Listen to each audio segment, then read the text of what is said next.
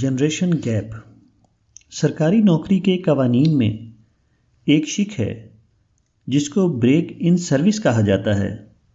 اگر ایک سرکاری ملازم بغیر چھٹی لیے ڈیوٹی سے ایک یا ایک سے زیادہ دن غیر حاضر رہے تو جتنے دن وہ غیر حاضر رہا اتنے دن کا اس کی سروس میں وقفہ بریک آ جاتا ہے۔ جتنے دن وہ غیر حاضر رہا اتنے دن اس کی کل سروس میں سے منہا کر دیے جاتے ہیں۔ اسی طرح اس قانون کا اطلاق کسی بھی شخص پر ہو سکتا ہے۔ مثلا اگر کوئی شخص کاروبار شروع کرتا ہے پھر اسے ترک کر کے کسی دوسرے کاروبار میں ہاتھ ڈالتا ہے، پھر اسے بھی چھوڑ چھاڑ کر کسی تیسرے کاروبار میں قسمت آزمائی کرتا ہے، اس طرز عمل کو ہم بریک ان ہسٹری کے نام سے موسوم کر سکتے ہیں۔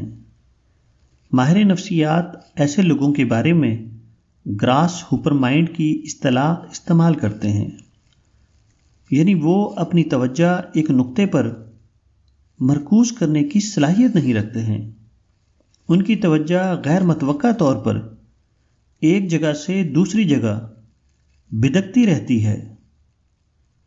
جو لوگ اپنی تاریخ کو یوں پارا پارا کرتے ہیں وہ زندگی میں کوئی بڑی کامیابی حاصل نہیں کر سکتے۔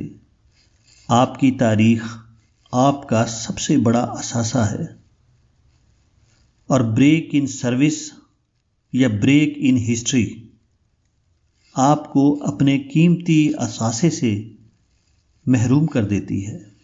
ایک اور بریک بھی ہے جس کا چرچا ساری دنیا میں بریک ان جنریشن یا جنریشن گیپ کے نام سے جانا جاتا ہے۔ گزشتہ صدیوں میں یہ عام طریقہ کار تھا کہ پہلی پیڑھی سینئر جنریشن اپنی اگلی نسل کو اپنے تجربات سے مستفید کیا کرتی تھی۔ یہ بہت صحت مند اور سبق آموز طریقہ کار تھا۔ اس میں کوئی شک نہیں ہے کہ آج نوجوان نسل تعلیم سے آراستہ ہے، لیکن ناتجربہ کاری کی وجہ سے وہ بہت آسانی سے بہک جاتی ہے۔ ماضی میں والدین یا خاندان کے بڑے بوڑھے گھر میں موجود ہوتے تھے، گو کہ اب بھی ہیں۔ یہ بزرگ نئی نسل کو اپنے تجربات کے بارے میں بتایا کرتے تھے تاکہ وہ زندگی میں سیدھے راستے پر چلے۔ لیکن آج دور جدید اور غیر فطری نظریہ آزادی فریڈم کی وجہ سے نئی نسل بزرگوں کے مشورے ماننے سے ہچکچا رہی ہے۔ ان کے اندر یہ رویہ پنپ چکا ہے کہ ہم سب کچھ جانتے ہیں اور ہم اپنی قسمت کے خود مالک ہیں، ہمیں علیحدہ کھڑا ہونا چاہیے۔ ساری دنیا میں نئی نسل کے متوازن ذہنی ارتقاء کی راہ میں اس قسم کی نفسیات ایک رکاوٹ بن کر کھڑی ہو گئی ہے۔ نئی نسل پرانی نسل کے تجربات سے بغیر مستفید ہوئے زندگی کی دوڑ میں شریک ہو رہی ہے۔ یہ تجربات ہیں جو آپ کو پختگی اور سنجیدگی دیتے ہیں۔ اس صورتحال میں تمام نئی نسل غیر پختہ اور غیر سنجیدہ ہے اور نتیجہ تباہ کن ہے۔ مثال کے طور پر ہم شادی کے ادارے کو لیتے ہیں۔ عصر حاضر میں یہ ادارہ بہت کمزور ہو گیا ہے۔ شادی کے بعد میاں بیوی یا تو ٹینشن میں رہتے ہیں یا علیحدگی اختیار کر کے شادی کا بندھن توڑ دیتے ہیں۔ زمانہ حاضر میں شادی کا ادارہ اتنا کمزور کیوں ہو گیا ہے جبکہ ماضی میں یہ بہت مضبوط تھا؟ اس کی وجہ بہت سادہ ہے کہ گزشتہ زمانے میں شادی ایک ایڈجسٹمنٹ کا معاملہ تھا، جبکہ نئی نسل شادی کی اہمیت سے انکاری ہے۔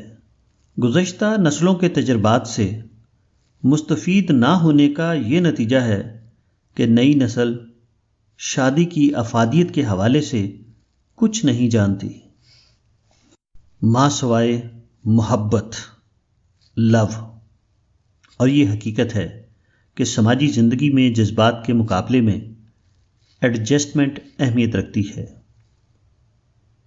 اگر جنریشن گیپ نہ ہوتا تو نئی نسل کی شادیاں بھی اسی طرح کامیاب ہوتیں جیسے پرانی نسل کی ہوئی ہیں۔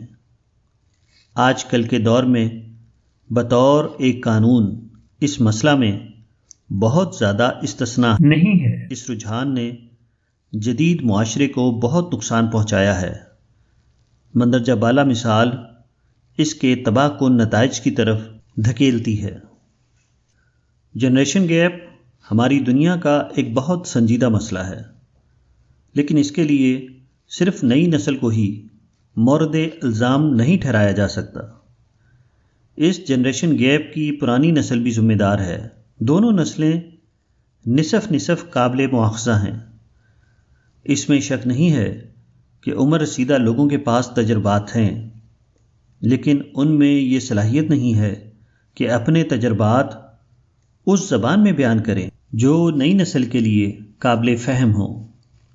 پھر یہ بات سامنے آتی ہے، دونوں نسلوں کے درمیان اصل مسئلہ جنریشن گیپ کا نہیں ہے بلکہ زبان کے گیپ کا ہے۔ پرانے لوگ صرف روایتی انداز سے گفتگو جانتے ہیں، جبکہ نئی نسل جس گفت و شنید سے واقف ہے ان کے خیال میں وہ زیادہ منطقی ہے۔ بزرگ نسل کے لوگ بغیر استدلال کے اپنے مشورے من پسند طریقے سے دیتے ہیں۔